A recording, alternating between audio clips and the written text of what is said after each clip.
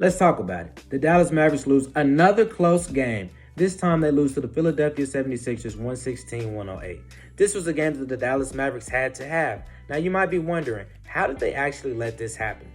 They led by 12 points, and that was their largest lead in the game. And they led the majority of the game. But once again, the Mavericks are unable to capitalize, and they're unable to widen the gap. So now the Mavericks, they did have their production. Kyrie and Luka combined for 47 points, and Tim Hardaway contributed with 21 points, and all of the players that played tonight contributed. So that wasn't the issue. The main issue was the fourth quarter and their defense. You know, they were going back and forth with the 76ers. The 76ers would take the lead, the Mavericks would take the lead, the Mavericks would go on a run. They would be about 5 or 3, and then vice versa. And then that just continued for a little bit of the duration of the game. And then towards the end of the game, the Philadelphia 76ers, they kept their 5-point lead. And the Mavericks were unable to overcome this deficit, which led to them losing tonight. But that's not the main reason they lost tonight. The main reason they lost tonight is their inability to rebound, the second chance points, and the three-point line.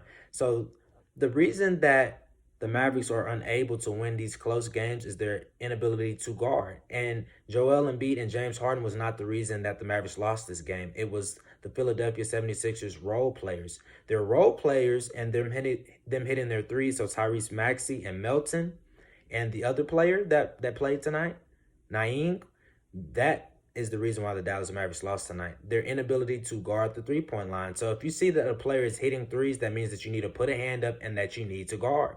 Once again, something is not getting through to the Mavericks, and they're not taking these games serious enough. Just because you guys start strong in the first half, it has to carry over throughout the whole duration of the game. With 5 games left in the season, the Dallas Mavericks are still currently in the 11th seed due to the Oklahoma City Thunder winning their game tonight and the Los Angeles Lakers winning against the Bulls. So that just goes to show you that the Mavericks they can't drop any more games. If they lose on Saturday against the Miami Heat, that might be a wrap for the season.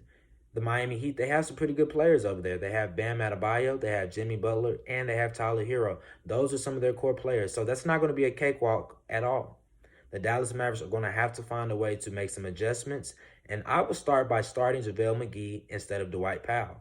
I noticed when JaVale McGee was guarding Joel Embiid tonight, he did a better job than Dwight Powell could ever do. Dwight Powell, when he was being guarded by Joel Embiid, he's unable to stop anything. He's not a paint defender, and he's not somebody that's protecting the rim. Joel Embiid was bulldozing him, and Dwight Powell just got moved out of the way every single time, just like this. He wasn't stopping anything. So I don't know what Jason Kidd is thinking, but that's part of the reason why the Mavericks aren't able to win some of these close games, their defense. Also, their inability to make adjustments in the end of the game. If you notice that a player is making mistakes, now I know the mistakes are a part of the game. Maybe you should give the ball to somebody else. Maxi Kleber, he had a couple of mistakes down the game, whether that be him not being ready to shoot the ball or him either traveling, which causes a turnover. Maxi, just a couple of games ago, he was ready to shoot when he was playing against the Lakers. Tonight, it just seemed as though he froze and he wasn't ready. You have to be ready in the NBA. They say stay ready so you don't have to get ready. So that's just something that the Mavericks are going to have to change. With 5 games left, you know, I want the Mavericks to make the playoffs, but currently we're not even in the playoffs right now. We're out of the play-in. And the play-in, that's just something, I don't even know why they created that. The first 8 teams, I really like that format, but I can see why they created it, because at the end of the season, we know that the teams that have already made the playoffs, 1 through 8, you know, they start to tank. And by tanking, that means that, you know, they either start resting their players or they start losing games on purpose so that they can prepare for the playoffs, which in a way, that's something it's a dissatisfaction to the fans who actually want to see a good game and their team is getting blown out. So I kind of understand the play-in tournament. So in order for the Mavericks to make the play-in tournament, they have to be the 10th seed, and they're currently the 11th seed.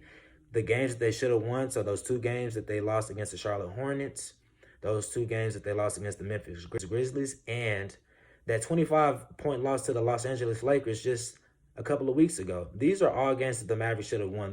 That's 5 games that I just counted right there that they could have won.